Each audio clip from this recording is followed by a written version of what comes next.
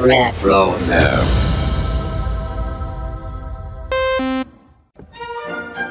Today's episode is brought to you by our wonderful patrons over at patreon.com/Animanicast.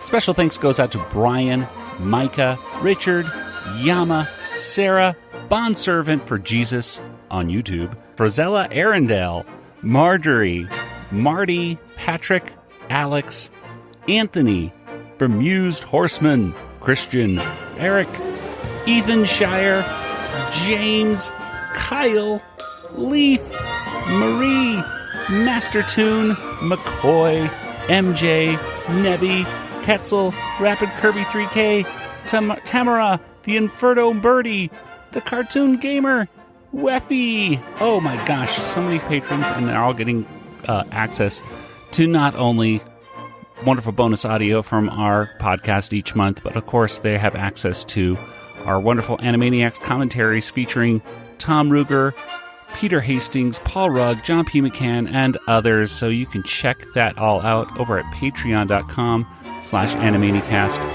for all that and other special bonuses. Thank you so much, patrons. We love you. And welcome, everybody, to another episode of the Animanicast. I'm so excited for our desert getaway, Brain. You know, deserts are just like beaches, except with way more turquoise jewelry.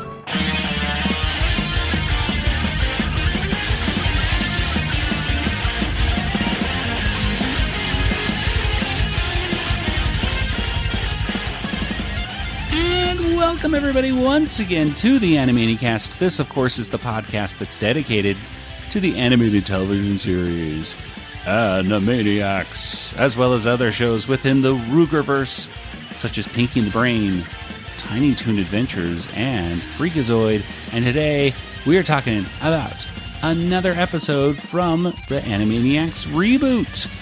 That's right, we're going to talk about all the cultural references and gags that we catch and want to talk about. And of course, in the end, we're going to give this episode of the Animaniacs Reboot a Water Tower rating. I am Joey, and joining me once again are my wonderful co-hosts. There's my brother Nathan. Hey, actually, I'm a mule. Now, the easiest way to tell is the ears. And across the country in Georgia, there's Kelly. Hello. Hello, Kelly.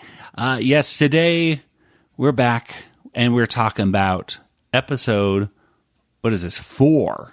Episode 4 of the third season, the final season of the Animaniacs Reboot. And it has the segments Fantasy, I guess Fantasy Cold Open, whatever, Über Nachtmare, whatever, and Mad Mouse, Furry Road. And if you were to describe this episode, the 30th episode, I might add, of the Animaniacs Reboot, in just a few words, what would you say, Nathan? The brain is in it. And what about you, Kelly? Don't pick the carpool option in Uber. That is very true. I've only done that once in my life before. I did not have as bad of an experience as Dr. Scratchansniff today. It was quite nice, but yeah, I don't think it's going to happen for me. Well, today's episode, as we all know, premiered on February 17th of 2023. So before we get into our whole discussion, I got to go to Nathan and ask him for our February 17th Fun Facts Trivia theme song. Since the beginning of time, we've asked for this song, and it goes like this, the song like this. It's February 17th, facts for you, and we all know the lyrics to It's February 17th. Yeah. I really wish I could come up with a cohesive title that works, but it's February 17th. It's a horrible day for a title for a horrible day in general. Just a horrible day. Well, what could possibly have happened on this day? Yeah, what horrible things happened on February 17th, Nathan? I'm trying to find happy things. Oh, happy things. Okay. Oh, here we go. Hey, there's a Lord of the Rings kind of reference in this. And wouldn't you know it, J.R.R. Tolkien's brother Hillary Arthur Rule Token was born in 1894 on February 17th. I mean, like, they must have known that. Like, It must have. His brother. yeah. I mean, that's pretty big news. That is Also, in TA 3019, Fellowship travelers traveled south down the river of Anduin. Golem followed them. And then also, newly resurrected Gandalf was taken to Lorien by Gwyndor in search of the Fellowship. That all happened on February 17th. Isn't that amazing? Wait, how did that happen? How did that fictional thing happen on February 17th? Everything has a date. It's all You're like kidding very, yeah. No, there are these actual. I was like, oh wow, look, there's actual like dates and everything that. So even in this other realm, you can find it in the appendixes of like the tales of the years, the chronology of the Westlands, the great years. So all these things. So do they use the Gregorian calendar there, or are we just saying, hey, just so you know, like in our world, it would be February the equivalent 17th? of February 17th. I think it's still 365 days in there. Interesting. So there you go. Interesting. Okay. So and then also, because of Lord of the Rings, American film director and producer Michael Bay was born. because of Lord of the Rings. His parents really liked it, if you know what I mean. Yeah, he probably saw the movie. I don't know. He was born in 1965, so he's like 58 or something. So, hey, you never know what happened in the 60s. His parents, they're just sitting back. They're, reading The Hobbit. The next thing you know, there you go. Michael Bay. Yeah, that's your February 17th facts for the day. Awesome. Thank you so much, Nathan, for all that. Well, let's go ahead and get right into our discussion of today's episode. And we're going to start off with our fantasy cold open. It began many ages ago. Burbankshire was a peaceful world, filled with birdsong and quiet contemplation. But unbeknownst to all, a ruthless wizard had amassed great power.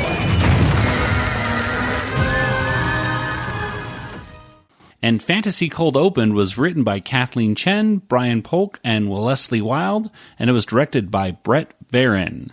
So in this Fantasy Cold Open, it's the Lord of the Rings stuff going on, and they even show kind of like a hobbitish kind of guy. His place is called Burbankshire, and what do they call? I know it's called the Shire in Lord of the Rings. Has it a longer name than that, or is it just?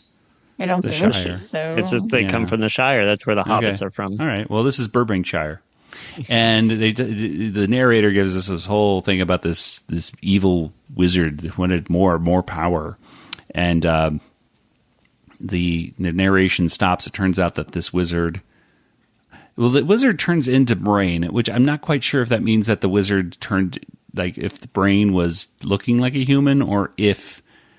in actually, you know what I mean? Like, was the wizard actually whatever human and then turned himself into a mouse, or was it just like from that point of view, like a human? Yeah, or just whatever. The wizard is Brain, and he conjures up a little tower emblem on the ground, and the Warners, these beasts, come up from it. He gave them each a magical garment to conceal their true nature. They turn into the Warners that we know, and they're all zany, and then they start drinking all these potions that make them into horses and different really mutant horse stuff. It's really disturbing. And at one point, the Brain falls out, and Pinky goes to rescue him, and he gets the Brain gets stepped on by a giant ogre who looks like Ralph the Guard. Well, Pinky misses. Right, that's true. He doesn't catch him. Yeah. We saw that in the trailer. People saw the trailer. People probably saw this too, I'm assuming. But yeah, needless to say, Pinky trying to help does not work. Go figure. And then they say the all-seeing eye. They mention, the Warners start mentioning the all-seeing eye, which of course in the movies is I forget. It's Sauron, right? Is that the eye? Yeah. Yeah. Mm-hmm. So Sauron, but instead of Sauron, it's us. We are the all-seeing eye. We're watching them. Phew, that was easy. Now all we have to worry about is that all-seeing eye. Where? There. Do they watch us when we go to the bathroom? Weirdos! It's time for... Which I thought was one of the coolest transitions I've seen this show do, from a cold open to the water tower. I like that. Anyway, that's pretty much it. Is there any other... Well, I mean, let's just talk real quick before we, talk about what you thought, because it is so short. The Mr. Skullhead makes a quick appearance in it. So that was cool. And apparently this was all put in, all done by the team at the WBA retake team from scratch, according to the Wikipedia. So that was cool. There's a reference of something. What is their sources? Nathan's going to check this. Check their sources. Yeah, what is the source on this? At any rate, what did you guys think about this opening thing? Kelly, let's start with you. It was okay. Okay. Nathan, what did you think about this opening thing? Yeah, I thought it was fine. It reminded me of Lord of the Rings, which I've been listening to on audiobook. Well, there you go. Andy Serkis has read this whole. I've heard the first 2 books. So there you go. So you recommend the audiobook? Yeah, even more than this. Oh, segment. okay. Although it's good to know. Writing that. It down. is like 40 hours. I mean, it's to listen to all of them. It's probably like 70 hours, probably. That's all 3. Total side note. Have you guys heard, you guys are, I'm sure, familiar with all the AI talking and everything, right? Have you heard about like this, Apple is using AI for some of the audiobooks now? Oh, that's cool. Sure, unless you're a voice actor. I actually had a conversation with a voice actor over in WonderCon, who I won't say who she was because she never said that she'd be on the record or anything for stuff. But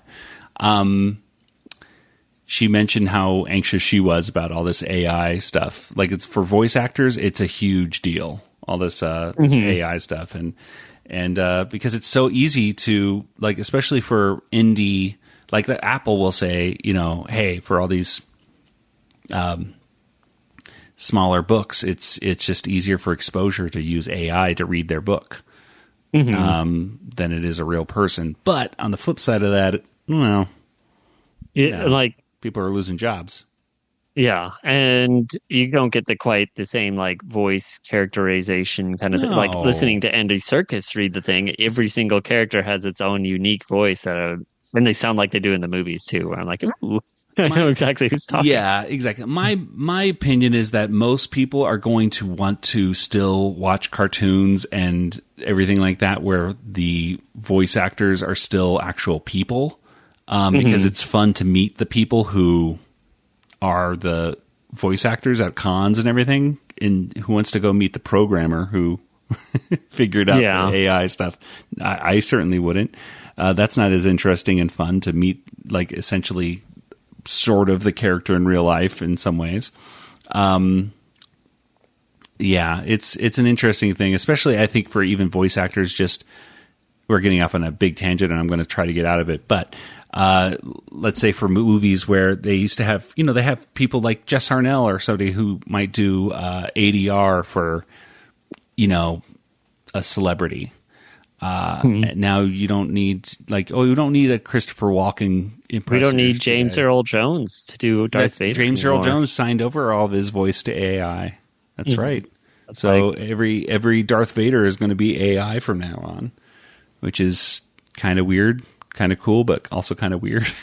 I mean, yeah, I guess it's nice. We'll always have a Darth Vader voice, but I'm sure the guy who was Chad Vader and then ended up doing like Darth Vader for like a lot of the video games and stuff was like, hey, my gig. He's out of a job. He can't. I mean, unless they're doing it for Lego Star Wars or something, where he just kind of has a more cartoony-ish Darth Vader take. But still, it's like he's lost a lot of jobs. Yeah. Anyway. Well, it's like the Rick and Morty guy. What was that? He's Justin canceled. Roiland. Yeah. Yeah. Just do AI for him. Yeah, I probably have want they hired to. someone else to do? I don't know if they've announced they've hired anybody new. Because there was a guy on TikTok that sounds exactly like him, and it's always fun to like. There's enough of that. I feel, one more side note, and then I promise we'll get back to the day's discussion. But I remember meeting Justin Roiland in San Diego Comic-Con last year and thinking, wow, this guy's really super nice. He's so cool. And then hearing all that horrible stuff, and I'm like, oh no, he's not so cool. And now now you have to delete all those podcasts. I know, like when cool. I said I liked him or something, I'm like, oh, canceled. I recommend him to any teenage girl. I never knew. Wait, no. It did make a lot more sense to me afterwards when I realized, oh, maybe that's why Justin Roiland came in separate from everybody and came to the table with 2 drinks in his hand. Oh my and was not the nicest person to the handler, telling people, at any rate, I think I deleted some of the grumpy Justin Roiland, I think, in the actual audio that I shared on the podcast. The grumpy Justin. Grumpy Justin. Release it, grumpy Justin. Release the grumpy. Okay, well, anyway, that's your AI side notes. At any rate, Animaniacs. The Instagram post is where it coming from. Brock Gallagher, who helped do that's where that came from, because he helped animate it, and he was also in that. Wait, who now? It's on Instagram. Brock Gallagher was like, "Hey, the in-house retake team animated this fantasy segment from scratch." So this is from an Instagram post that he posted on February 28th. It's valid. We'll take that as a good reference. Okay. Good. At any rate, it was fine. I don't know if it was. I mean, hey, it was there, and it was slightly amusing. So I guess we'll go with it. Yeah. Well, before we get to our major segments, we have, of course, the variable verse, which is HOV Laney. HOV Laney. And they're just going down the carpool lane. Ralph's chasing him in their golf cart. They're not doing an appropriate HOV lane thing right there. But do they have HOV lanes? They got to have them in Atlanta, right, Kelly? I'm assuming. Yes. Okay. Yes. Okay. They don't really have any HOV lanes in Tucson. We don't have a big enough. I-10 is not that big in Tucson as you go through, but Phoenix you do. But yeah, I don't know. I'm a fan of the HOV lane, and it always annoys me that there's not that many people using it, because when you look through the freeway and you just see a sea of cars with just one person in each car, and it makes me a little frustrated that there's that many people with. They should be doing what they're doing in the next segment, Über Nachtmare, which is sharing a ride, right? How's that for a transition? Let's get right into it. Let's get to Über Nachtmare.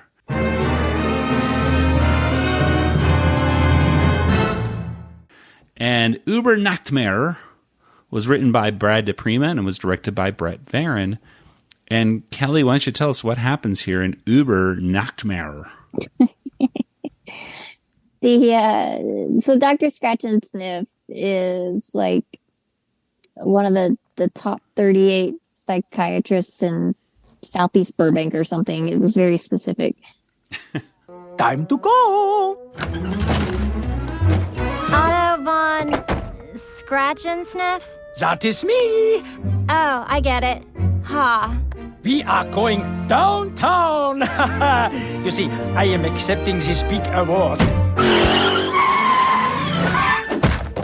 Why are we stopping? You selected the carpool option, so we have to make a few stops on the way. No, that is a mistake. Only total weirdos choose the carpool option. Scratchy! She stops several times and ends up picking each of the Warner siblings. I know Yakko's getting ready to go to some kind of yodeling event. I've got yodeling practice with my Yodelahi crew. Here's a little taste. No. I need to rehearse my speech. Yodelahi. Wacko wants to stop at the drive-thru because he's starving, and he gets tons and tons of food, and distinguishing between chicky nuggies and chicky tenders. Tendies. Tendies, yes. Yeah, Nuggies tendies. and tendies. Look, they're right here, Wacko. Those are chicken nuggies. I can't eat the nuggies without the tendies. We have to go back. Nuggies and tendies. And Dot's got like a tarantula with her that she calls Tom Holland and Tobey Maguire interchangeably, I guess. I think there's two of them. One, I don't know. One, whatever, it doesn't matter. She said she thought she had two, but Two. I couldn't remember. Exactly. I only saw like one at a time. So Yeah, exactly. They only ever show one at a time, but yeah, that's where I got confused. Yeah. So we're not clear on that. But and shouldn't there be three, by the way, too? Whatever. I have no idea. So Dr. Scratchansniff ends up in a helicopter ride share. Is his like next step.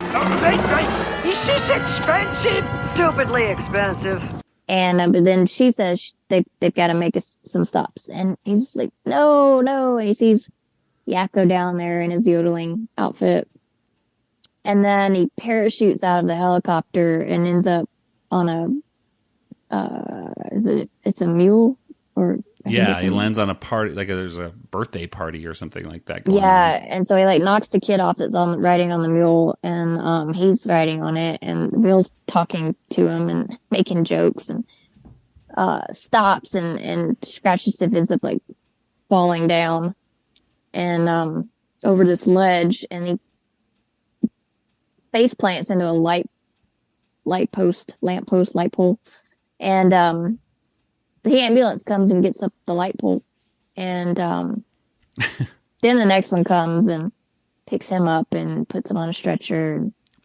then the stretcher is like out of the ambulance, and he's kind of flying down the street in the stretcher, and he's really trying to get to this event and keeps getting thwarted at every turn.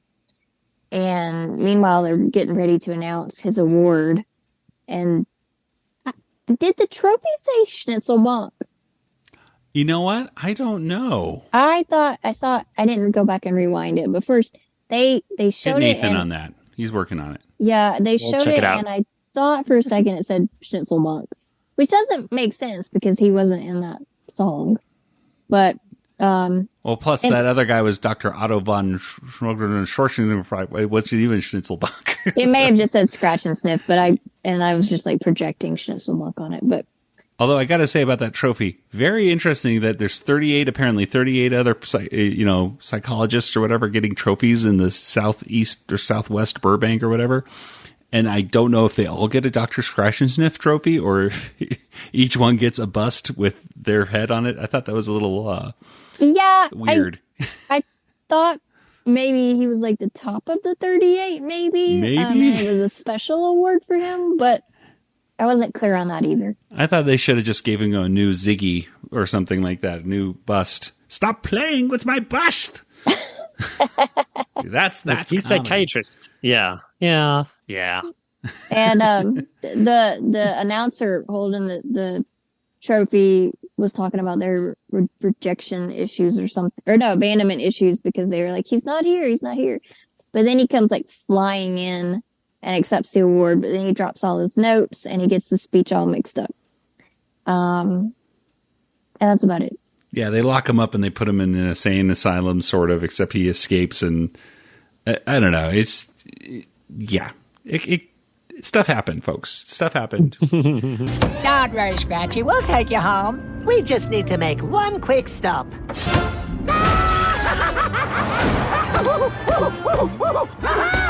out! Otto von Spiderfly coming through! Look me up and throw away the keys! Poor Scratchy. He really lost his way. Yeah, the hospital is over there. I'll call him a ride share. Nathan, was any final word on it? Does it say Schnitzelbank on the? I think it says best psychiatrist of Burbank. There you go. But if you're watching it and you're tired and you're not, I think it could look like Schnitzelbank. I'm guessing it says Southwest Burbank Psychiatry. See, there's the SW thing, right? Yeah. Yeah, they a lot of the shots they just have it very blurred, basically, because they just can't fit all the letters on it. So there you go. I mean, get a trophy. If I ever get a trophy, it better be a trophy of my head, because otherwise I'm not taking it. I'm saying, forget this. Not interested. I would take a Yoda trophy. Ooh, yeah, that'd be pretty cool. I can officially read it. It says best shrink in Burbank. Best shrink. Okay. And then, but it's apostrophe N. I think. Shrink in Burbank. But maybe it's just I think the animators are probably pretty annoyed that they were like you gotta put this on the thing, because then like we don't have enough room. Like you gotta put so you can't read it. They just kind of scratched it. A lot of the shots are just like I don't know where I got Schnitzel from. Or you pay by the letter, and if you're paying for that trophy, you just spent all that money making it like Dr. Scratchansniff, and then you have to pay for the engraving of the letters per letter. Just make it short. Yeah. Best shrink in Burbank.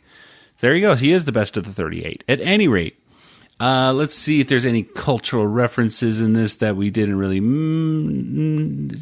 No. Let's see. Tom Holland. You mentioned we. I guess we didn't specifically say they were Spider-Men, but they're Spider-Men. Yeah. Tom Holland. Yeah. Über Nachtmare. It feels like it's a reference to something else, but let me just see. If I type in Über Nachtmare, it doesn't really show anything else than that, so I guess not. Oh well, Super Nightmare. I don't know. Or Uber, because it's using Uber. At any rate, Nathan, what did you think about this first segment of the show today? I felt bad for Scratchansniff. Well, at least you felt bad for him and not. I was worried. Remember in season 1, we thought he was going to be changed into this kind of villainous character.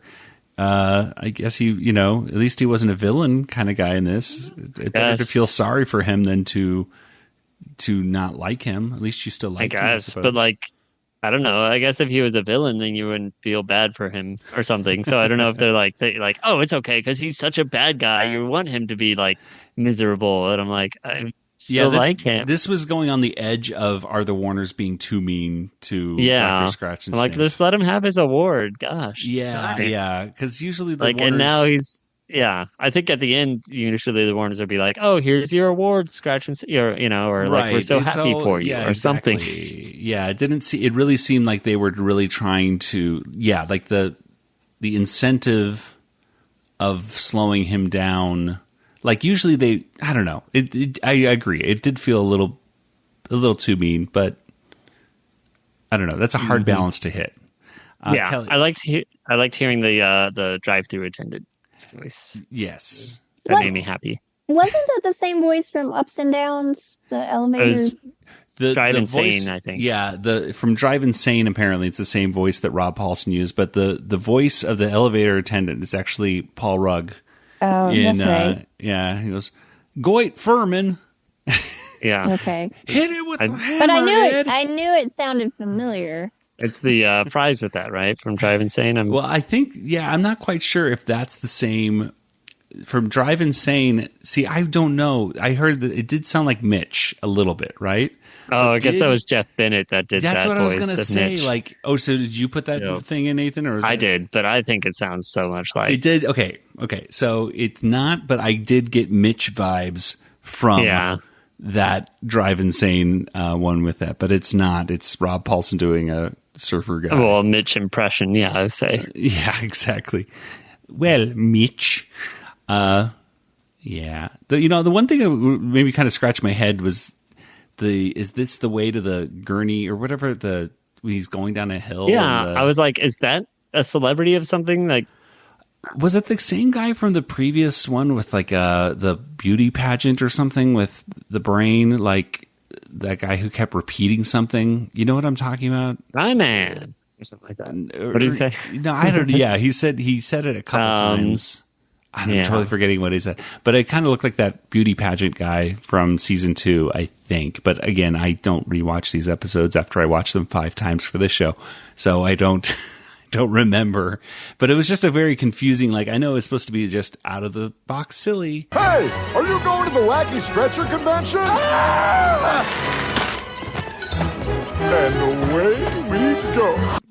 Yeah, I thought maybe it was supposed to be like O.J. Simpson or something. Oh, maybe, but yeah, it But was just no, it super, didn't. Yeah.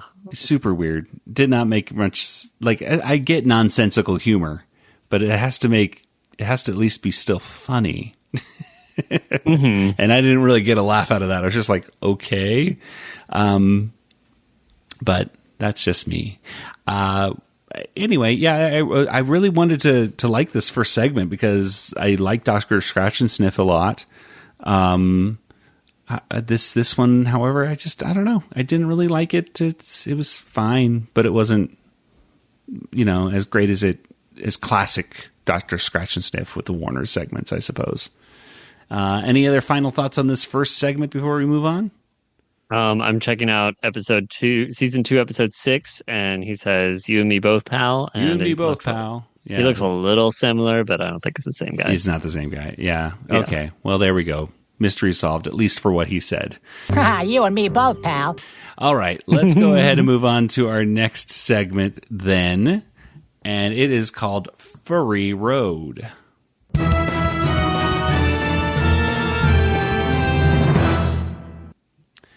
And Furry Road, Mad Mouse Furry Road, I should say, was written by Kathleen Chen and Brian Polk, and it was directed by Brett Varon and Nathan. Tell us what happens here in this Pinky and the Brain segment, Mad Mouse Furry Road. All right, Pinky and the Brain are on a road trip through the desert. They're going to the Hot Sand Festival. And Brain's got a plan because he knows that in 63.75 years or something, all the water supply will be gone and the climate change and global warming. So he's creating a way to have sustainable water, and then he's gonna be a benevolent dictator, which I'm like, hey, that sounds pretty nice. Society will crumble, and a new, strange civilization will arise from the dust, making the Hot Sand Festival the perfect testing grounds, a microcosm of our waterless future. He's going to try his plan in action by going to the Hot Sand Festival and doing hot yoga with the participants, and his machine just sucks up their sweat and turns it into drinking water. But he and Pinky get separated. Pinky meets a man named Dexter who looks like this, homeless kind of guy. I don't know. Or at least a nomad or whatever. Need a little help? Thanks. I owe you one, except I don't have any ones on me, so I'll have to go to the ATM. But since the smallest bills they carry are 20s, I'll need to make change somewhere. And one final thing, I don't have an ATM card per se. Can I borrow yours? He's giving Pinky a little tour of the Hot Sand Festival. He built an eagle himself or something, and he's dating a DJ at the festival, and there's some sports things, but he's also like, hey, there's no water here. I don't know. And then that reminds Pinky through some long reasoning that, oh yeah, he needs to help Brain with his plan. Water reminds me of plants, which reminds me of the word plan, which reminds me of meal planning, which reminds me of the time I tried to get Brain to eat healthier, which reminds me of the brain, which reminds me of Brain's plan. And yeah, so Brain's plan seems to actually work pretty well. He is able to convert the sweat into water. And he's like, hey, I can give this to anyone who has a PhD. And it turns out everyone there has a PhD because apparently people just go there to be creative. And even Dexter, we find out, is not just what he seems. He's actually Dexter Trucks, who is an eccentric billionaire who's decided to build a rocket because he knows that Earth's going to run out of water or something in 65 years, whatever. And all he needs is water for his rocket. But the only thing I need for my journey is a source of potable water. Oh dear. I think I know where this is going. I don't, so no spoilers. So I don't know. And he's like, hey, Brain has water. So now cut to a big road furious chase through the desert because Dexter's like, hey, whoever can get me that water can go to space with me. So everyone wants to go to space, I guess. And yeah, so they all chase after Brain. There's a lot of car crashes and explosions. And then finally there's a cliff, and Brain and Pinky are headed right to the cliff in their big pickup truck full of water. They decided to jump out, and they're still being chased by Dexter Trucks, who's the last car remaining. And Dexter's like, well, I got a rocket, so he's going to try to fly over the trench, but he doesn't go fast enough and just crashes into the bottom of it. And that's basically how it ends. But we find out that Dexter Trucks survived the crash, and he will be back in season 4 if they ever made a season 4. Yeah, just keep waiting, keep waiting and waiting and waiting. There we go. I'll get my revenge on you, Brain, in a future segment. Hopefully season 4 with a bump, more than a guest star rate.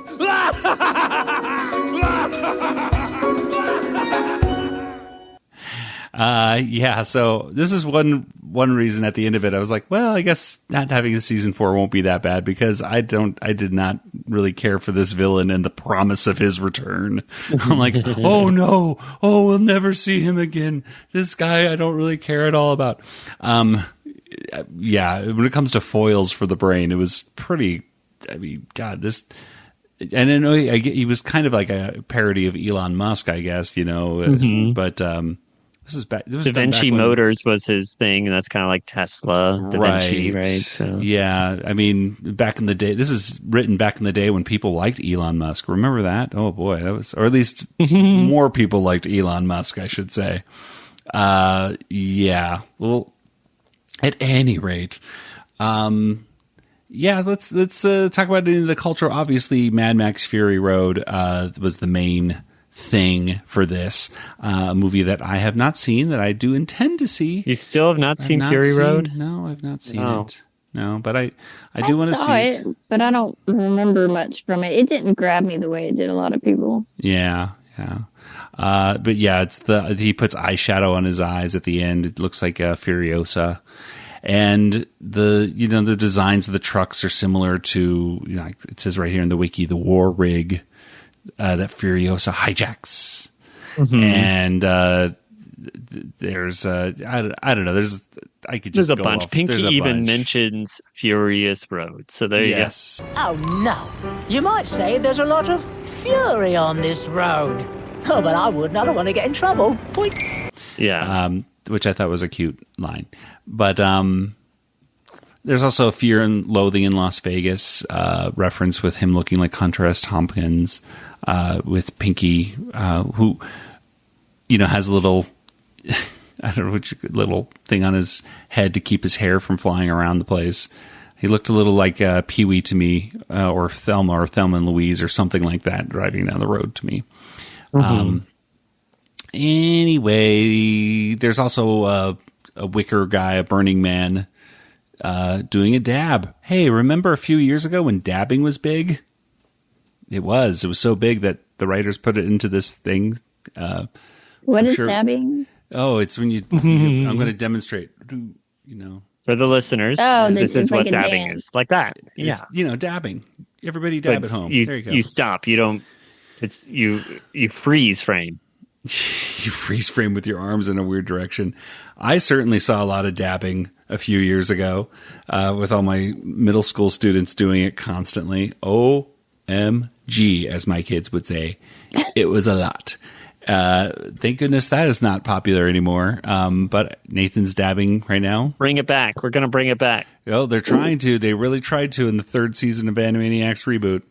At any rate, Nathan's just going to dab throughout the entire rest of the episode from time to time. It's true. You guys won't be able. You can hear him dabbing right now. Yep, he is dabbing. Okay. At any rate, let's see any other things. There was definitely a little bit of Brinky shipping right there. We're talking about let's take the leap, and Pinky thought that meant they were going to, have a joint checking account or something like that. Mm-hmm. Which was I put cute. That one. That was my note. Yes, good note. It's in there.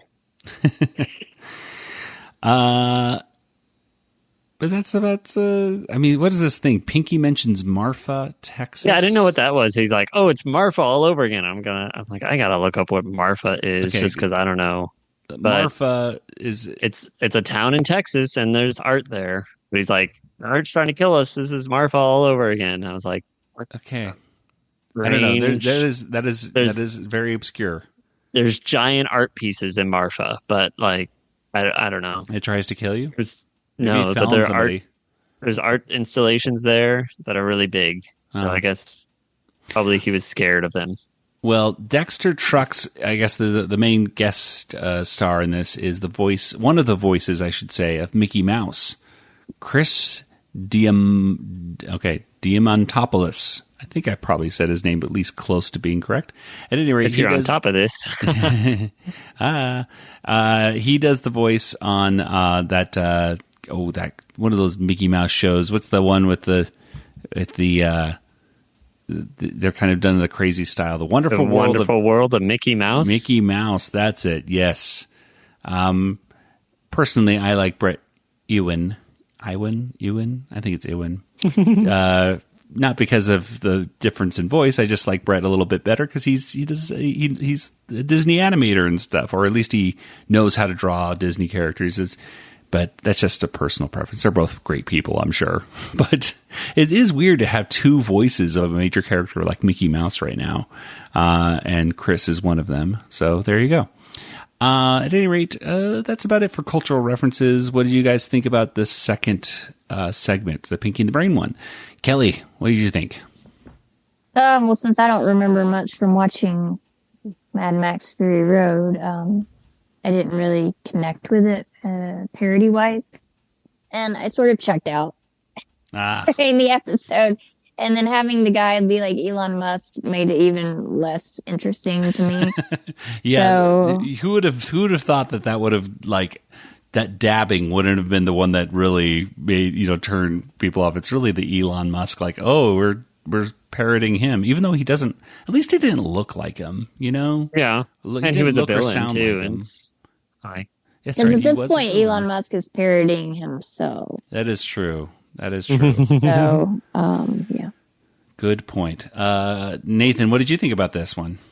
I thought Brain sounded really weird in the beginning. Every time I watched this, like the first you put a note in our notes saying you sound like he was in a tin can. Like, what? Why does he sound so weird? I think Maurice must have been doing some of these lines from home, and I'm guessing the microphones they sent him were just not that great. Because this has been a constant thing, I think, with at least the last two seasons with the Brain. Has been like, what's going on with the Brain's like audio quality? It seems like it's a little lower, but I don't know. And I thought it was gross seeing Pinky's sunburn. Oh, okay. I think that's when I checked out, actually. Probably. As soon as I saw that, I went, oh, Kelly's going to love this. But yeah, it was definitely I think it might be the grossest thing that they've shown on the show. And I thought they were definitely done with the gross stuff. Season. Yeah, this season it's been like nothing gross, and then they did that, and I was like, oh. So like, it's weird. It's weird that stuff bothers me on the cartoon because I'll look at like like on Reddit, I follow like medical gore subreddit because that kind of stuff fascinates me endlessly. But I don't know if it's like medical or clinical. It's fascinating, but I just don't want to see it on Animaniacs. Well, and it's funny. I loved Ren and Stimpy growing up, and they had tons of gross stuff. I never liked that. I liked it on Ren and Stimpy because that's the kind of show it was. They were kind of expecting it. Yeah, it's just like if you like, and with some Adult Swim stuff that's still on, like I'll watch it and go, oh, that's gross. But again, you're expecting it because that's the kind of show it is. As for this, it's never been that kind of a show. It's never been that. I don't anticipate that kind of humor in this show, and I don't think it fits well when they try it. So that's why it doesn't work for me. And especially this one. It was already gross enough when they showed his back, but then they showed his spine. It was just like, it was gross, and then it was horrific. I think that was the problem with me. It went from gross, and now disgusting, horrific. Oh no, poor Pinky. Did not like that. I don't want to see Pinky hurt like that. I didn't mind. What's his face is. I thought Elon Musk was funny enough or whatever. I thought his character was fine. I did laugh. This did have a line that did make me chuckle out loud, and that was at the very end where he thinks that an ambulance is coming, and it's just his girlfriend pressing the ambulance thing on the synthesizer. I was like, I liked when he thought he was like, oh, I was talking to a mouse that whole time. Awesome, Okay. Yeah, I didn't. Whatever. Yeah, it did. By the way, that whole thing, I felt like that whole end, the scene with the truck going on the side, is that from Mad Max? Does that happen in the They do a bunch of things like that. And so that truck does crash like that? I don't know. They do a bunch of crashes. I don't know. Okay. It really felt like almost like they were going to do a Thelma and Louise thing going on, but then it crashed like that. It just kind of stuck there. And I was like, is this referencing the movie? I don't know. I don't find this interesting. I guess is the worst word. I wouldn't be surprised if it went on its side like that at some point. Okay. Okay. Yeah, I felt like that. I felt like I should be getting, like, the reason that this is interesting is because this happened in the movie. Get it? And since I didn't see the movie, I'm like, no, I don't get it. I don't understand why you're showing this. At any rate, there you go. That's our segments for today's episode. I think we should go ahead and get right into our water tower rating.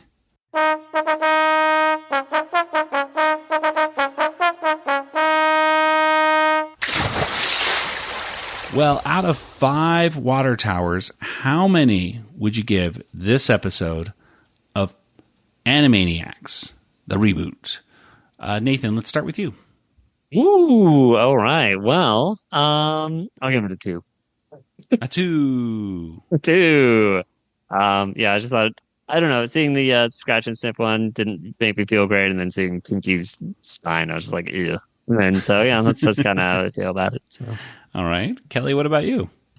Oh, I'll go with 2.5. I thought the Scratch and Sniff one was fine. It kind of felt like a classic Animaniacs to an extent. I didn't feel like they were too mean to him. So I liked that one just fine. But yeah, like I said, I just kind of like I zoned out on the Furry Road one. And I was like, I really need to be paying attention. I was like, I really don't care. That is the worst feeling when we're watching these. It's like, oh, wait, what? Wake up, Joey. Well, I gotta watch this. So I was like, I'll let Nathan cover this part. Because I was invested in the first half of the episode, but yeah. Gotta get Scratchy back on. Which is weird because usually it's the Pinky and the Brain ones I enjoy the most, but this one turned it on its head. There we go. So there you go. Hey, that's something different. Yeah. Well, I will give this one, I'll give it a 2.5. Yeah, 2.5, fine. Just because, it was fun seeing Dr. Scratch and Sniff again. But yeah, it really was, a lot of the stuff was falling flat. Like, again, it seemed like in concept phase, like if it was someone, wrote down these 3 things, this is the outline of what happens in today's episode, I would have been like, ooh, this might be a really interesting, great episode. But the execution of it just felt like, I feel like I should be getting more jokes in here. It feels like I should be laughing more. And I just wasn't. So it was decent, but not great. Well, before we wrap up shop here today, we can't leave without doing a quick round of water tower trivia. Oh, that's right. Oh, I forgot about that. You forgot about it. I didn't forget about it. That's right. We did it in our last episode. That's right. It is from the Animaniacs Trivia Quiz Book, which is an ebook that you can get on Amazon. But, this book is written by somebody, and they had some very interesting phrasing of questions. And I figured, let's do some Animaniacs trivia once again. So I don't know who went and you first. Can play along at home, folks. You can play along at home. I think I started last time. Okay, I think so it started with Kelly, then it was me, then so we're going to see who gets the Dr. Scratch and Sniff's trophy from today's episode. So here we go. Kelly, your first question, I hope you get it right. Okay. What is the name of the studio's security guard? Ralph. That is correct. Very good. Nathan. His actual name's Ralph T. Guard. That's true. So didn't get the whole thing. Half credit. No. Half credit.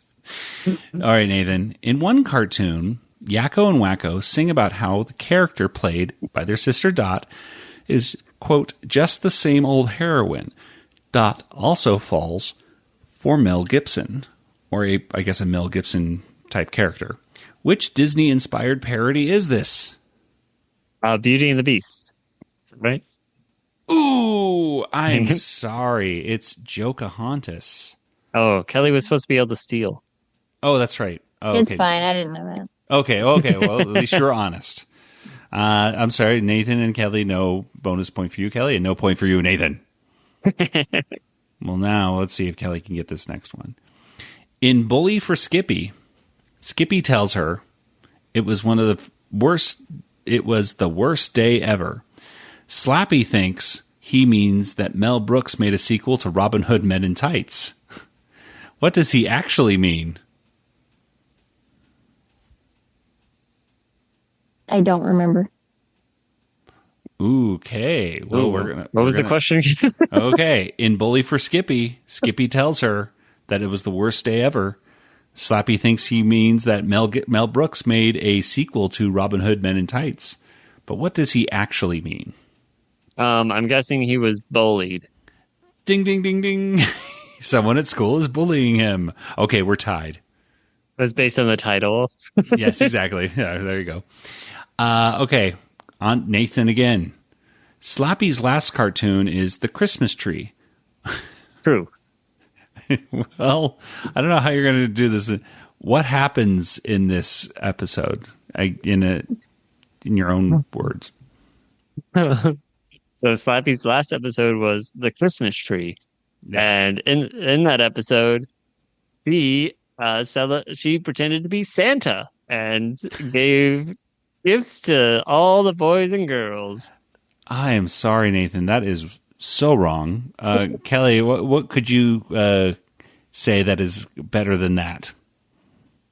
Don't they cut down the tree and make it a Christmas tree? Judges? We're gonna accept that. We're gonna accept that. The answer right here is her tree is chosen as the tree to decorate Rocky Fellow Center. But yes, they did. I think they did chop her tree down, and yes, they made it into a Christmas tree. Okay, so Kelly is now ahead by 1 point. Well, I remembered it being in Rockefeller Center, but then I was like, but I think Buddy the show takes Hackett's place in that episode, in California. So am I remembering it correctly? Yeah. Well, they moved her. It was a shipped it across, yeah. Okay. We'll get to that episode eventually on our Patreon with Tom, so we'll have to rewatch it. Number 5. Yakko recites most of the world's nations. Oh, this is for Kelly. Yakko recites most of the world's nations. Which nation was not recited at some point? Oh my gosh. So this is what I'm talking about wonderful questions. Which nation was not recited at some point throughout the song? Now, you might say to me, well, surely you have to have multiple choice or anything. Nope. Just give me a nation. Oh, okay. This is possibly a good question, I guess. It is a nation. I just looked at the answer, and it is a nation, but it's not mentioned in the nations of the world. Oh, okay. And it was a nation back then, too. Okay. And it's still a nation? Yes, I believe so. I believe it's classified as a nation.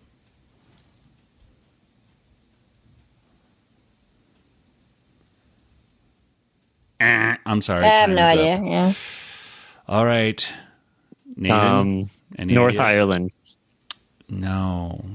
Okay, I'll give you a hint for no points. It's a very small place in Italy. Vatican City? That is true. That's no points, but yes, that is Vatican City is apparently a nation. I've been there. Hey, there you go. And is it a nation? I believe it is, isn't it? I think it is. Yeah. I mean, I think it's classified as one. Yeah. See, there you go. All right. Number 6. Back to Nathan. Yakko recites a lot of nations throughout the song, but True. What is the first nation he recites? Mexico, Panama. Wait. I'll say Mexico. I can't remember the song. Nathan. taking your Animaniacs card away.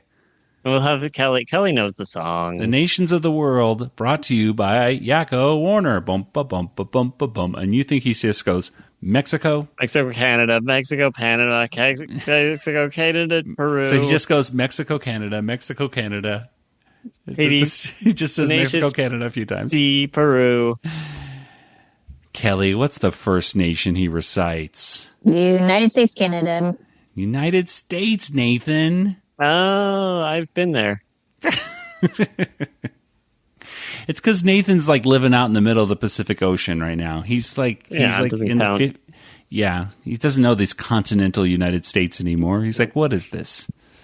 All right. What does Dr. Scratch... This goes to Kelly. Kelly. What does Dr. Scratchansniff bring out to get the Warners to talk to him? Oh, like a little puppet. Like yes. Do you remember the puppet's name? Oh. You want to talk to Mr. Like Mr. Sock or something? Oh, no. Well, I'll still give you the point because it is a puppet. But it's Mr. Puppet Head. Mr. Puppet. Mr. Puppet Head. Put your hand inside the puppet head.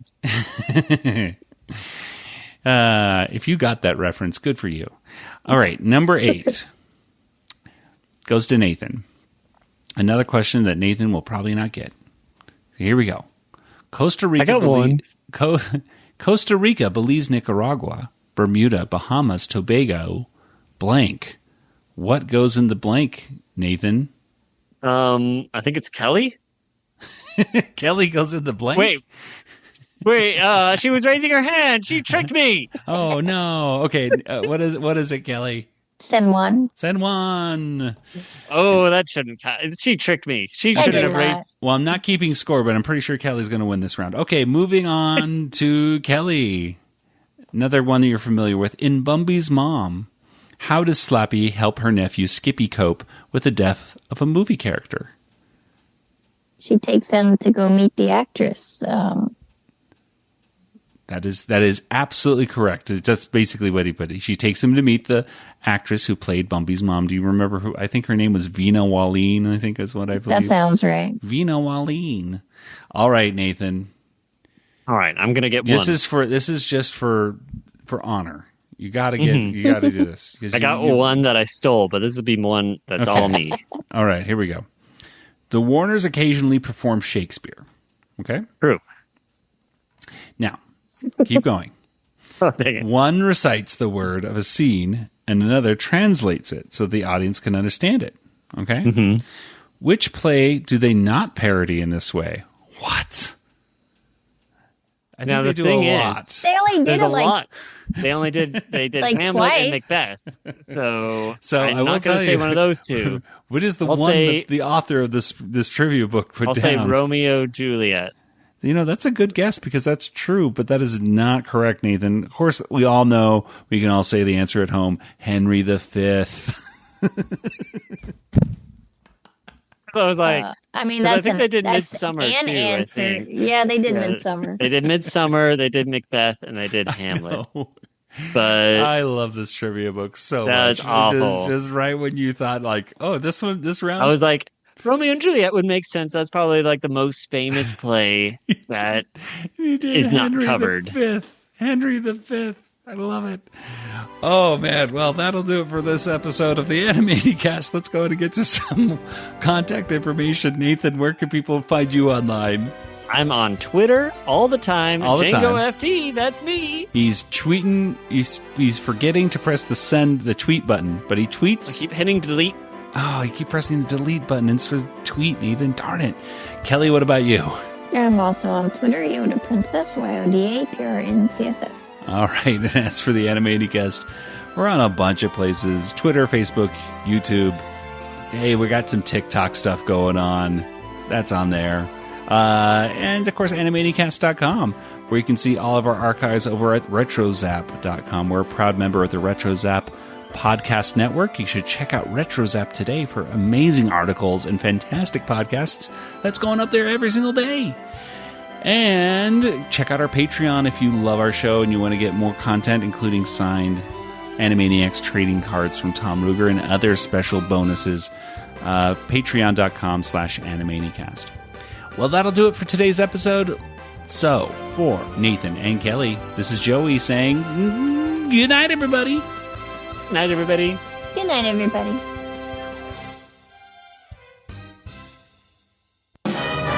This podcast is not endorsed by Warner Brothers or Amblin Entertainment and is intended for entertainment and information purposes only. Animaniacs, Tiny Toon Adventures, Freakazoid, the Warner Brothers logo, all names, pictures, and sounds are registered trademarks and or copyrights of their respective trademark and copyright holders. All original content of this podcast is the intellectual property of the Animanicast unless otherwise indicated. Becca, where are you going? Hot dog eating contest at the pier. The pier? But that is in the opposite direction. Not for me, it isn't.